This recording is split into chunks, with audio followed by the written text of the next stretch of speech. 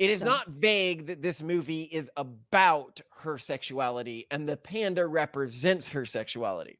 So a lot of people got that and they ended how controversial the movie was at that. If that's what the movie was about, I would think it was a wholesome, good message. And one of the core things in the movie is she is breaking from that because she is accepting her sexuality. At the end of the movie, she decides to not seal away her panda.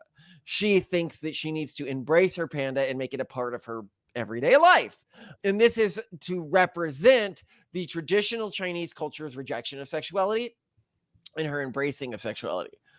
The core conflict of the plot is she wants to go see this boy band with her friends, but she cannot afford to see this boy band with her friends. So her friends get together and they advertise her panda to all the other young kids in the school, and the young kids pay to interact with her panda.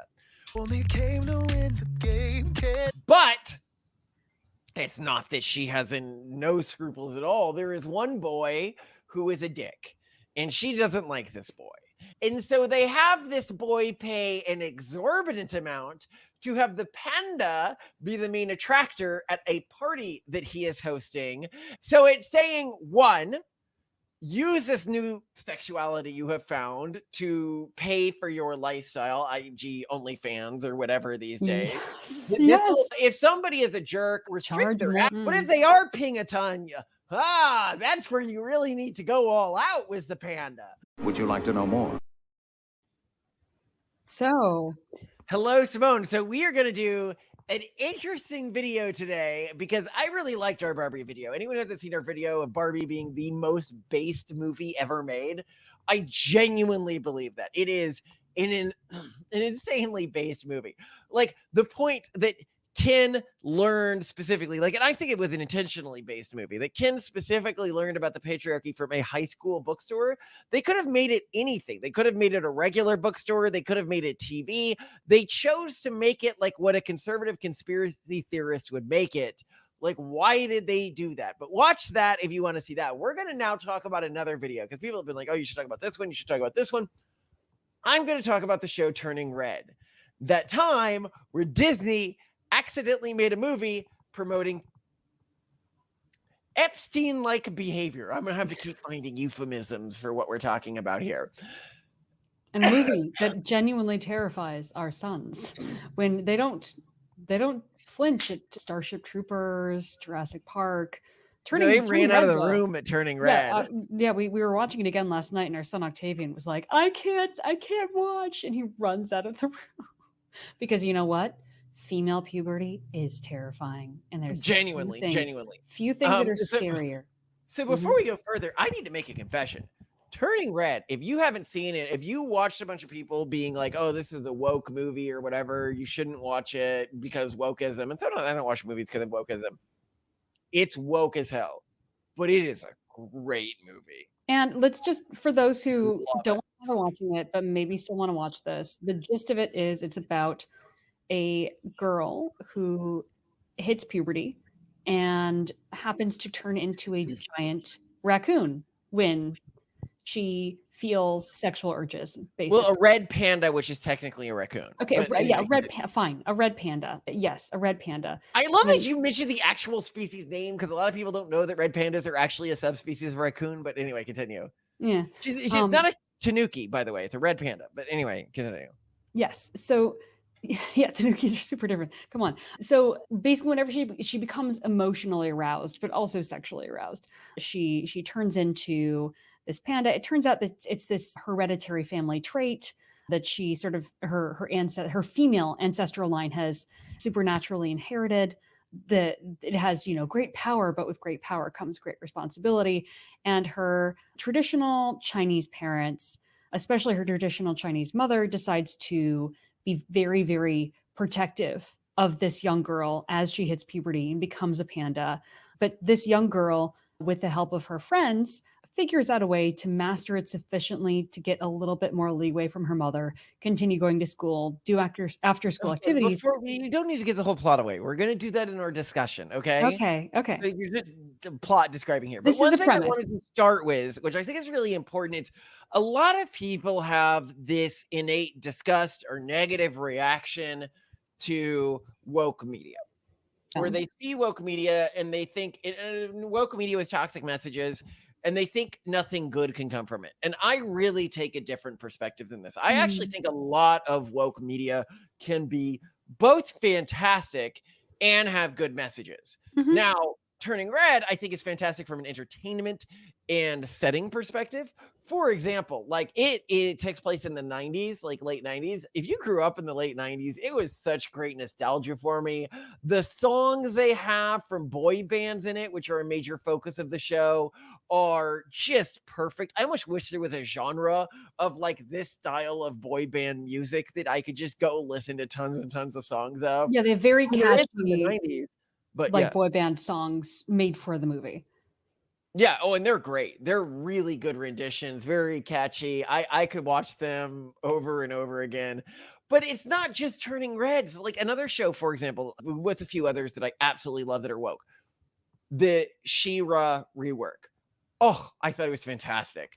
Which is funny because this is one of the shows that was constantly complained about by one of my favorite YouTube channels, which is Clownfish TV, which does like Oh. takedowns of like woke comic book culture and comic book translations and stuff like that. And they hated the She-Ra rework. Oh, they did, didn't they? They eviscerated it. She-Ra. So She-Ra is actually fantastic. I think the rework of She-Ra is fantastic. I love the way they framed it. I love the pacing of it. I pretty much love it through to the end. I'm gonna be honest, I even love the rework of the character design.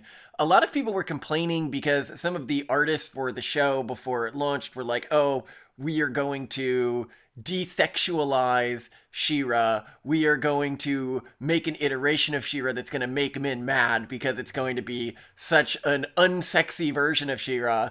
And then they have like multiple lesbian makeout scenes throughout the show. It is way more sexually charged than the original, as you can see from these images right here, to show you how far the romance goes in the two shows and how sexualized the characters are drawn in the two shows, with the more modern rework being much more sexual. Why doesn't the woke stuff get to you and it got to them? Because there are woke terrible shows like the new Star Wars and stuff like that, Oh, where they make it woke and soulless and it just feels corporate. Well, then the And next there's one's gonna other be woke so shows that awful. Did you hear the interview with the director who was like, "I love making men uncomfortable." oh, that's the director of the next one. Yeah, the next one. It's gonna be terrible. It's going to be Really terrible. terrible. It's going to be terrible. These are people without any talent who are another show that is often considered extremely woke that I actually think one has good messages. Hmm. And otherwise, a pretty entertaining show if you take out the filler is Steven Universe. Steven Universe is fantastic. I'm sorry. Like anyone who says like the songs in it are great, and I'm going to post what I can of songs here. Can't you see that my relationship is stable? I can see you hate the way we intermingle, but I think you're just mad cause you're single. Everything they care about is what I am. I am their fury, I am their patience, I am a conversation. Because I think like the Do It For Her song is fantastic. With my short existence, Good. I can make a difference. Yes, excellent. I can be there for him. I can be his. Crying the first time I played that song for you because you felt it was so personally relevant for you. In the show, and we might do another episode on this, they treat this alien species, instead of marrying somebody or having a relationship with somebody, they combine into a single entity. And I think that that's very much like the way I think about our relationship, and that they show how like you can have toxic iterations of this entity. If I had someone to fuse with, I'd...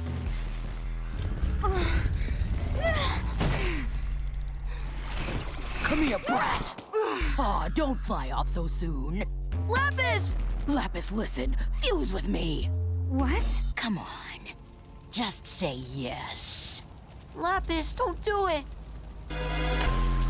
No!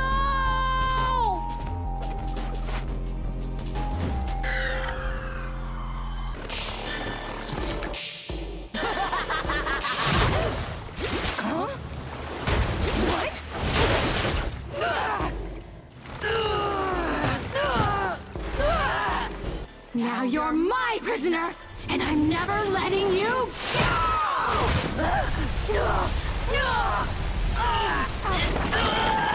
Yikes.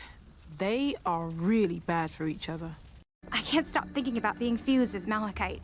How I used all my strength to hold her down in the ocean. How I was always battling against Jasper to keep her bound to me. But it's not like that anymore. You don't have to be with Jasper. That's not it. I miss her. What? We were fused for so long. But she's terrible. I'm terrible. I did horrible things. I thought I was a brute, but you're a monster. Let's be Malachite again. Why would you want that? I was terrible to you. I liked taking everything out on you. I needed to. I hated you. It was bad. It'll be better this time. I've changed. You've changed me. Or you can have some individuals that try to form these really giant entities, but it causes some problems where like multiple of them combine. Everything like that. To me, it's a very good metaphor for relationships, and it does a lot to teach kids about positive and non-positive relationships, while of course biasing it towards same-sex relationships because that's what they're trying to push. But because they're doing it through aliens, I don't think they have a real same-sex relationship on the show. Like humans have relationships on the show, but none of them are same-sex. So what's funny is because it's aliens and these aliens don't really have gender in the way that we have gender. They're all females. They don't actually promote same-sex relationships. And I think the way that they think they're promoting same-sex relationships. That hadn't occurred to me, but you're totally right. That's really weird. Another thing about the show that's really interesting is a lot of the fans hate the show because they don't like the Rose reveal. Users who are watching this aren't going to care about this, but it is, if you know about the insider politics on this, it turns out that one of the main characters was basically both manipulating all the characters and to an extent the audience through gaslighting them about her being a good person when actually she was always basically a selfish and manipulative person. Mhm. This is so horrible. Rose wouldn't have done this, everything like that. And I'm like, no. The show just did such a good job of showing you what a female gaslighting you and manipulating you into thinking that she was someone other than what she was like, that when the reveal happened, you couldn't accept that this is the experience that many men have gone through and many women have gone through over and over and over and over and over again throughout human history and throughout our society today. And so you just chose that it was bad writing, when actually I think it was very good writing of what a manipulative, self-centered, narcissistic person is like. Good grief. Actually, the show has a kind of pronatalist message to it, at least insofar as pronatalism is defined against life extension as the goal of intergenerational improvement, in that this narcissistic character is so narcissistic and so self-centered and so completely irredeemable as an individual that she can only redeem herself through her death and the creation of a new person who is her son, who is a redeeming character. And because she's an alien and because they can't reproduce in the way that humans reproduce, when she reproduces as a human, what happens is she ends up reforming as herself as a son.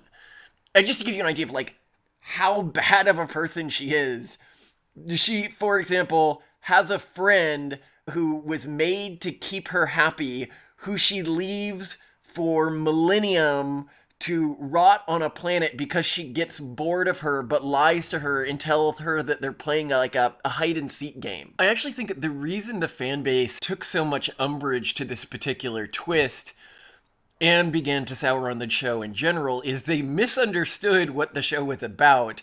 One of the core themes of the show, which I really liked because I thought it was interesting and fresh, is what female cruelty looks like. So often in shows today, the big bad is a male or is cruel in a masculine sort of sadistic way, instead of in the often the way you are more likely to see in females, which is the narcissistic, self-centered way and the destructive relationship way. Here in the garden, let's play a game. Stand very still.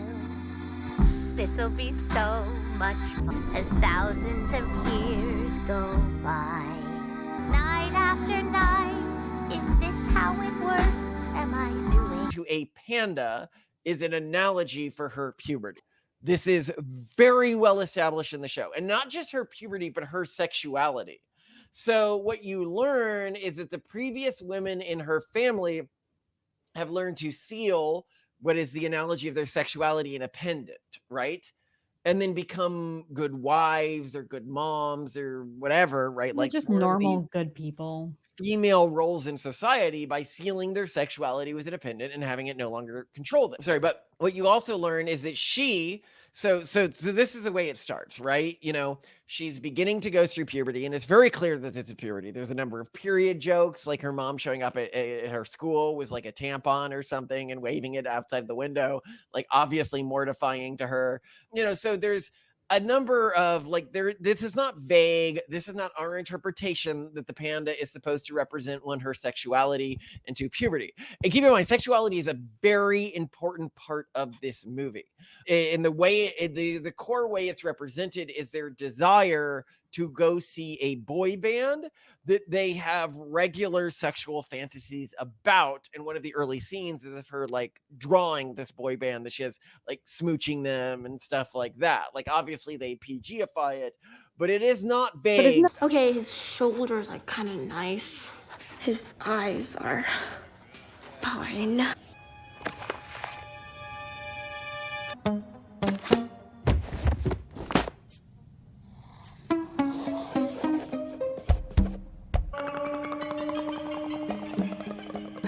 What triggers her first conversion into giant red raccoon?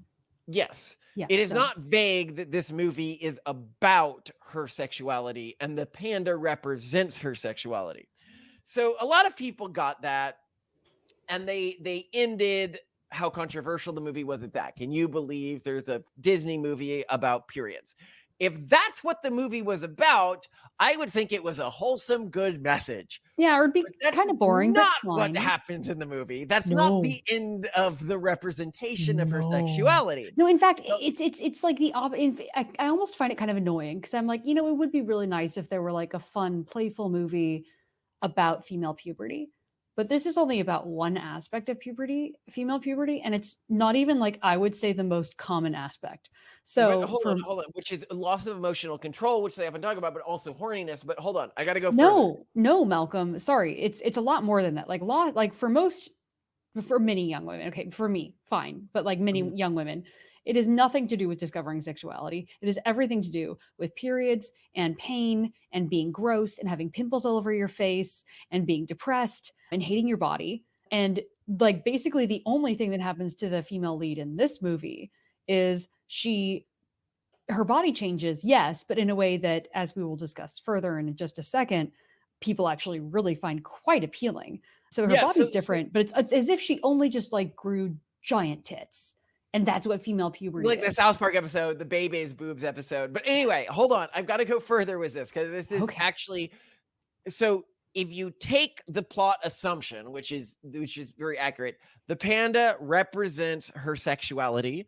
The rest of her family and traditional Chinese culture rejects female sexuality. And one of the core things in the movie is she is breaking from that because she is accepting her sexuality. At the end of the movie, and this is important to know at the beginning here, she decides to not seal away her panda. She thinks that she needs to embrace her panda and make it a part of her everyday life. And this is to represent the traditional Chinese culture's rejection of sexuality and her embracing of sexuality. But then when you take this in mind and you look at the other things that happen in the plot, it gets really, really disgusting. So let's talk about the plot here.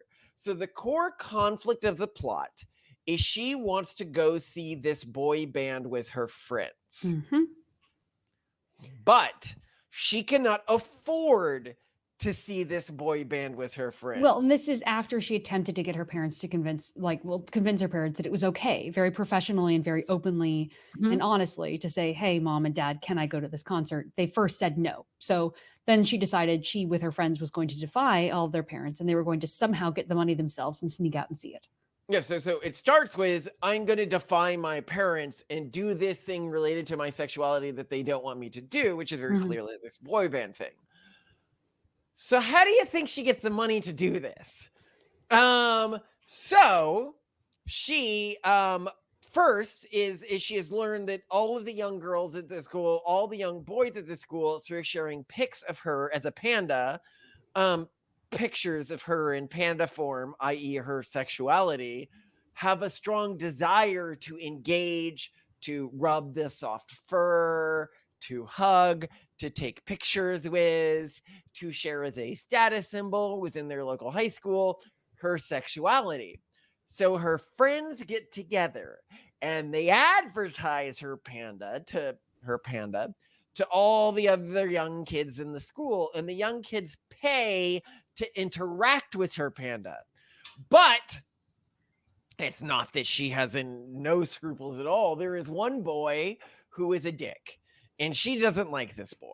And so they don't let this boy pay to interact with the panda. But then they realize that they are short for the money to go to this concert. And so they have this boy pay an exorbitant amount to have the panda be the main attractor at a party that he is hosting, and he gets special access to this panda. So it's saying, one, use this new sexuality you have found to pay for your lifestyle, i.e. OnlyFans or whatever these days. This will be shared through the internet, right? If somebody is a jerk or you disagree with them ideologically, restrict their access, so long as they're not paying a ton. But if they are paying a ton, that's where you really need to go all out with the panda. And her parents and her family are the core thing that is preventing her from selling herself to this boy, right? But she sneaks out late at night when nobody's paying attention because they all think she is a good girl. Oh yeah, like because in the after school time that she is doing this activity, you know, selling pictures and time with classmates. Is the panda. She tells her parents believe that she and her friends have formed a mathletes club and are doing math. So they have an elaborate system for hiding that she's selling her panda, which her parents don't think is appropriate for anyone to even see, which, of course, that's the point of the analogy. But why does she sell it? Why is that how she makes some money? Why did Disney not realize what the image they were pushing with this was? Why did they not realize that selling panda pics is a problem when pandas are a representative of going through for her sexual awakening and her embrace of her sexual awakening? But it gets worse than all that. It is so much worse. Like every aspect of this movie is so internally depraved. It is aghast at me. So, Simone, you were pointing out when the movie happened is she found a way to control the panda, right? Yeah, and what's interesting, and I didn't pick this up the first time we watched it, was that the way that she controls her panda isn't by like what you would normally think of, like meditating or thinking about her core values. It's about thinking about her social network and friends, which is very it's very actually female puberty, right? Because I mean that's kind of what you're like hyper driven to focus on when you're a teenager is your peers. Yeah, so social approval. It's all of her friends saying that you are okay the way you are, and I appreciate that. And she lies to her parents about this as well. She says to her parents that they are what she's using to control these outbreaks. But it's really social approval, which again, I think is actually a pretty good metaphor for puberty, but also maybe not a great message for young girls to push that. Another really interesting thing is overall within this, and you keep seeing this, is that women in this movie lack emotional control. That is a core aspect of women. Women are, one, abusive to other women. Like this is seen through her mother's interaction with her. Or the fact that her friends pimp her out. Yeah, for money. She doesn't pay for her ticket. Sorry, I should make this clear. It's not that her friends have some other means of paying for this, like their families, and it's just that her, because her family has rejected her, needs to pimp herself to pay for her tickets. She has to pay for the tickets of every single one of her friends, and her friends are pressuring her into selling herself so that they can buy tickets to the boy band.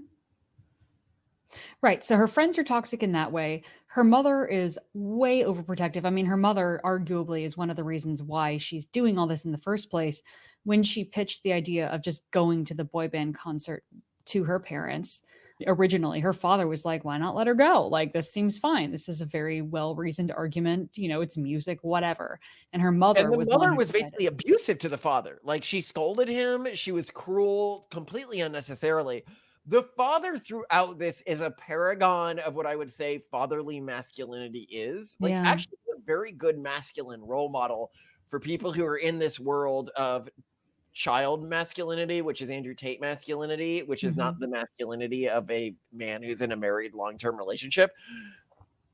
He is This the is this rock of the family. He Which is is somebody. interesting because if you're not paying attention, you just Mhm. assume that he's the hapless father trope of just the like, well, I don't know then. I'm just here. I'm just the dad. Like, don't mind me. You know, it's like that common trope, right? Where like the dad's kind of just like shoved off to the side. Whereas like in the end, he models the most responsible, empathetic, kind, and Mhm. reasonable behavior, right? Well, and part of me wonders is why did a progressive write a man in this way? In a world where like only women matter, only women have special abilities. Mhm. There's actually this scene that like really got me when it was talking about the beginning of how the panda came about, right? And it said that all the men in the local community had died fighting to protect the community.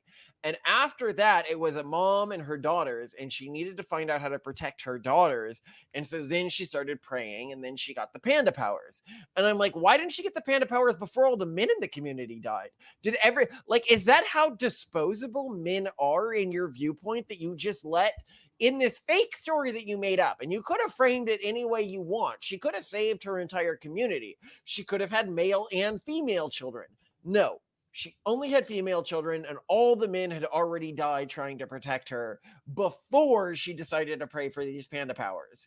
And then she used them just to protect the daughters, right? Like, there is a deep level of misandry throughout the entire movie. Men's lives don't matter. But even within this level of misandry, and I think you see this within misandric communities, this man is still something that they dream of and wish existed and pine for. And it's really sort of sad to see this representation, but also see even within their world, he is treated with such consistent and constant disrespect Mhm. by his wife. The daughter clearly respects him, but the wife just has no respect for him. And they see this as just or I don't know, but it is weird that they think that they are portraying a message where women are good. If anything, for a man watching this is why you should never get into a relationship. Women won't view your lives as mattering. They won't care that you died protecting the family, and that if you're a man, you'll just constantly be berated by your wife for being reasonable and trying to do what is in every instance the best thing for his daughter. Also, maybe the film creators were just giving fair warning, you know, just nipping it in the bud. You will not be Yeah. respected in your relationship. Don't bother. Yeah. Actually, now that I think about it, Steven Universe is the same way. Greg Universe, Steven's dad in the show, is by far the most mentally stable and responsible human being who in the entire show, which is really shocking. And what he is put through by all of the women in the show is really interesting as well. He, for example, is made to be a single father. He is forced to, it's implied heavily or maybe outright stated that he has to pay for the living arrangements and all of the stuff that all of the crystal gems are using. So he has to get a job. They live separately from him with his son, and he has to pay for their lifestyle. And this entire time, he is nothing but just a great and decent human being. Yeah. But just throughout it, it's an interesting and twisted message. Sell your body, of course, right? Like, that's how you should lie to your parents, sell your body. All social validation comes from your network. And if you are selling your body, just make sure to not sell it for cheap if you're selling it to someone you hate or ideologically disagree with. That's where you really need to get those big bucks, make it rain. I got to do a little video scene in the song where they have the girl making it rain. Only came to win, game, kids. You got it. I wanted it. I went for it. And if you are lying to your parents, the best way to do it is to pretend like you're doing something like mathletes or something like that. The way she gets her parents on board with the mathletes is saying that she doesn't have a diverse enough, what's the word? That just getting into college on academics will not get her in. She needs to have extracurriculars as well to be rounded out. Be manipulative, be a snake. Yeah. And it's not for a good thing. It's not like she's trying to save a family member. She's trying to see a boy band that she's horny for. Yeah. As one review said, it's one of the horniest movies I've ever seen. I won't say it's as horny as Baldur's Gate 3. I said Baldur's Gate 3 was good. I actually take that back. Baldur's Gate 3, when I was playing it, it was just too aggressively horny, which is why I love Rogue Trader so much, the Warhammer 40K game that I'm been playing more now, but I stopped recently because it gets kind of bad after Act 3. Too bad. What, sorry, I am a video game, anime, everything like that nerd. What are other woke shows that are actually surprisingly good? The reboot of Voltron is fantastic. For people who haven't seen that, it's on Netflix. It's great. It's woke. Somebody's like gay in it. Somebody's a girl and he's not in the original. It is great. What other woke things? Any other oppressively woke things that we really like? I totally forgot Owl House, which is fantastic. Sometimes someone gets so brainwashed, they think the reason people hate woke media is they hate the groups that woke media uses to deliver its indoctrination. This would be like if a wife found a bunch of lesbian porn on her husband's computer and got mad at him for it, and his takeaway was, wow, my wife really hates lesbians. No, she does not hate lesbians. She hates the way you chose to use lesbians. People who say they hate the woke media really have a problem with just the quote-unquote woke media, not race swaps, overwhelming minority casting, or even underage lesbian relationships, with the 3 examples I am thinking of here that I have never seen chastised within my online circles being Into the Spider-Verse with Miles Morales, Black Panther, or Owl House. Now you might say, nuh-uh, I can find an example of someone complaining about it. And like, sure, it's the internet, of course you can. I hang out in these types of online spaces where people complain about woke shows, and I can guarantee you that if somebody started bitching about Into the Spider-Verse, they're going to get their ass handed to them by the majority of the community. Side note before we go further, Owl House is an amazing show.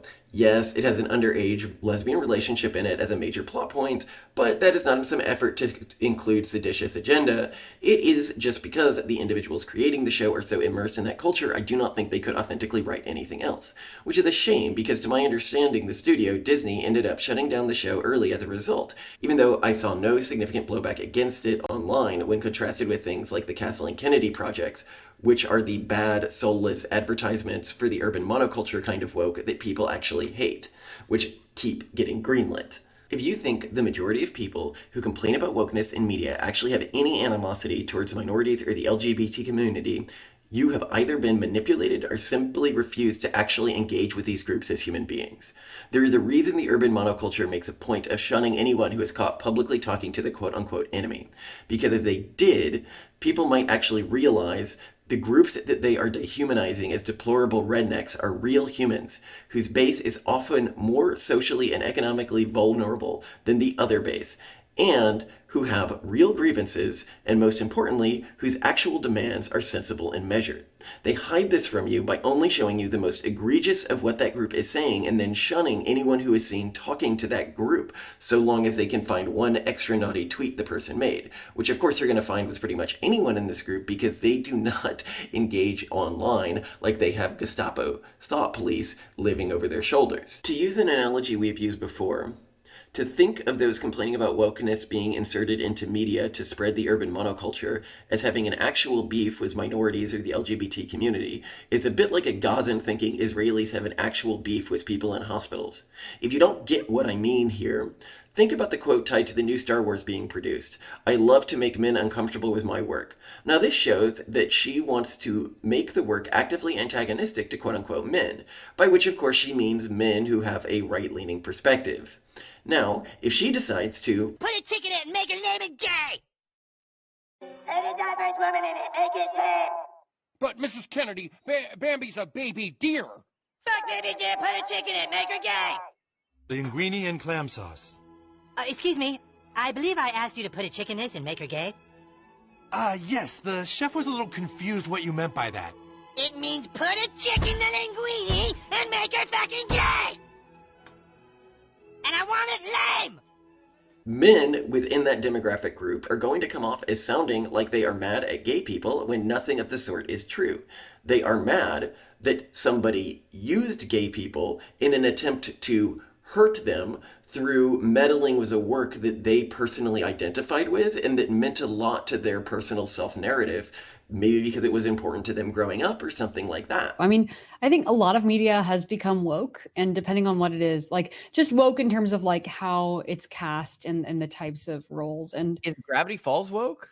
I don't think so. But like, I think how we define woke is it like sort of becomes overtly, like it breaks the fourth wall enough where you like lose your suspension of disbelief because the woke is being shoved so vigorously down your throat that you're like, Well, wait a yeah, second. I mean, this has ruined some recent project. A great example of this is one of my friends, Aaron Estevez. Anyway, so he was the showrunner, the guy who created Avatar: The Last Airbender. Great guy, really interesting. He was in the initial class when I was accepted into Stanford, but I delayed my acceptance for a few years. But I hung out with him, and then I went to see him at Riot because he went to work for them for a while. For clarification, I haven't talked to him in years, especially since I started doing anything that was remotely controversial. So don't anyone like try to pull that connection there. Yeah, really great guy. Anyway, so he then created a new show that just absolutely destroyed me. I hated it. When you watched it with me, it was terrible. It was this world was like magic and dragons and stuff like that. But the thing that killed it is they did what I call race explosion, which is they had like these mystical worlds, right? But like people of different ethnic groups were like exploded throughout them. So you would have like a medieval kingdom where like you'd have white people and black people and Asian people. And I was like, oh, how did this happen? How are they still distinct ethnicities if they don't have racism and they're all living amongst each other? This constant questioning that's going in my mind, right? Okay, here's how you solve it. You could say that because the world is magic, people are, regardless of their parents' ethnicity, born into one of a few predefined ethnic groups. The problem with this is then their ethnicity doesn't have any real value within the world, and you are essentially erasing minority groups. Yeah, so it's not a great answer, but it could at least plausibly allow this to happen. Also, you would have to arbitrarily choose which ethnic groups people can be born within. I guess they would be born at a rate that mirrors the rate of that ethnicity within a city like San Francisco, so this would allow for mixed race people to also be born in this world. I don't know, clearly I'm overthinking it, but I'm trying to figure out how you could have a world that for thousands of years could have no racism and different races living alongside each other and yet still have a bunch of unique ethnic groups that mirror those of a major US city right now. Whereas I think his first work, Avatar: The Last Airbender, did this really, really effectively. Yeah. Where, yeah, there are different ethnic groups and even ethnic groups that are not often addressed in our society today, like, you know, Inuit people and stuff like that are really prominently featured in it. Then you have the Chinese group and you have the Japanese group and you have the Tibetan group. Like those are the three groups: Tibetan, Japanese, Chinese. Anyway, so, you know, I'm not at all like a white supporting show or anything like that. Fantastic, because these groups are separate. They have unique cultures. I learn to understand them. And where these groups do mix, I understand how they've mixed and how they've mixed intergenerationally. And it creates this extended lore that is interesting to me. This is the way you be woke efficaciously. You focus on ethnic groups that people haven't spent a lot of time focusing on, and you explain how a world where they are the dominant groups interacts with each other. Like it's almost sort of sci-fi, right? Like it's taking a hypothesis. What if the world was divided into Chinese, Japanese, Inuit, and Tibetan, and these different groups had different powers that were associated with them, and that they had to learn how to engage with each other. And accurately, racistly, I would almost say, the Japanese turned out to be the genocidal maniacs, and they tried to take over the world. No, really, what happens when the Japanese attack? Their country even looks like Japan. I can't get over this, right? But then in this other world, it's like racial explosion. It's like, that's boring. And you see this recently. And this is another thing I want to rail against, is the random ethnic casting in historical dramas that people think is okay. I don't like it. And I think it lowers ethnic contributions to historical context. A great example Mm. is Catherine the Great. Great show. It's on Hulu, where they do like a modern, funny rendition of Catherine the Great, but they do like a multi-ethnic casting because they're like, well, we'll be, we'll have random like Indian and African casts in this historic context where they wouldn't have been. But here's where it really, I think, undermines the role of different ethnic groups is Catherine the Great actually interacted with real Indians, real Africans, real people. So you have trouble when like it's based in a real historical period where the nature of different racial and ethnic groups interacting was meaningful and very interesting. And Yeah, that's they being could have erased. had meaningful scenes where an Indian person comes to court and they are engaging with this, or an African person comes to court, which really happened during Catherine's reign. And this was actually something where they would have these individuals come onto stage in the show, like an Indian person or somebody of one of these far Russian ethnic groups that is really quite distinct from the Russian main ethnic group. But I wasn't able to tell that these characters were meaningful or that their culture was meaningful because they had shotgunned random ethnicities into the core of her court. And so they were not able to highlight how these ethnic interactions were actually interesting and meaningful, and highlight people who, if I was an Indian and I was watching this, I would have been like, oh, this is how Indians engaged with and interacted with the Catherine the Great court. But instead, I'm seeing an Indian actor, and I'm like, obviously, this person historically wasn't Indian. Well, I don't know. That really bothers me. I just ignore it. And I mean, if like that show was meant to be a comedy, so I watched it for comedy and costumes. And same with shows like Bridgerton that have this like really, really diverse cast. I'm just like, whatever. Like this is about romance in the case of Bridgerton. This is about comedy in the case of, it's called The Great, right? So like, yeah, whatever. I'm not going to worry about it. But yeah, I do think that the takeaway though with this ethnic erasure of these actual communities. Yeah, but that's what the urban monoculture is all about. The urban monoculture wants, as you say, diversity in victims, but not in culture. So that wouldn't be a even problem. erases diversity of victims. It erases the Indian minorities that were within the Russian Empire and needed to petition to the Russian government, right? No, but they don't care about historicity. They care about a humorous show. They're trying to highlight that, oh, fancy people can be of all backgrounds because that's how we work in our society now, and that's it. Like they're not thinking about historical accuracy, and the show wasn't historically accurate. It wasn't supposed to be historically accurate. It was supposed to be funny, and it had some genuinely very funny moments. A little too cringe for us, but like genuinely funny. So I thought it was genuinely funny. I wouldn't even say cringe. It was good. The Great is great. Yeah. It's so a there good you go. show. There you go. Oh, but I would then just there say was like a movie that she made that was a full movie that was also pretty good. Oh, no, you're What was it thinking called about it's not obviously about Catherine the Great. It's about one of the not English Catherine the queens. Great, the person who made Catherine the Great. She also made a movie that was a historic movie. And when I introduced Catherine the Great to you, I was like, you should check out this show that's like this movie you watched. That I think was about like Queen Elizabeth and like a gay lover or something. Or I haven't seen it. But we have to wrap up. So any final Okay. thoughts on Turning Red? Just a great show from an entertainment perspective, not necessarily something I would show my kids all the way through because I think it has a bad message for young women. And it's interesting to me where like people end up inserting messages into shows like that this could have gotten greenlit, that nobody said, wait, is the plot here that they're selling their bodies for sex? Like, is that actually the plot? Like, nobody thought through. They were so impressed that it was a plot that included female coming of age and puberty and periods that they didn't think to question the implications of the rest of the plot. Yeah, which is amazing. Or maybe there was just some subtle campaign to get girls on OnlyFans earlier and earlier and earlier so they can make money and become empowered. Don't you understand? Right, so that they can pay for concert tickets. Yeah, obviously. Anyway, Malcolm, I love you so much. Yeah. I love anyway, you. I love We'll you get too. the kids. I'm sorry. I'll go with you. Let's go down together. You're so lovely. We'll walk through the snow hand in hand.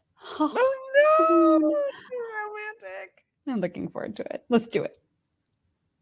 Malcolm is the best and I love him. Malcolm is so pretty and so cool. Malcolm makes every moment special and we all love him. Don't be cruel. Don't you understand that Malcolm's the best? Why don't you all watch his YouTube channel? Don't be a loser and hit subscribe because Malcolm is really, really great. I need to put that at the end, don't I? I need to have somebody of you singing for the air. Can you do one of your songs? No, we're going to go back to where we were. So they eviscerated She-Ra.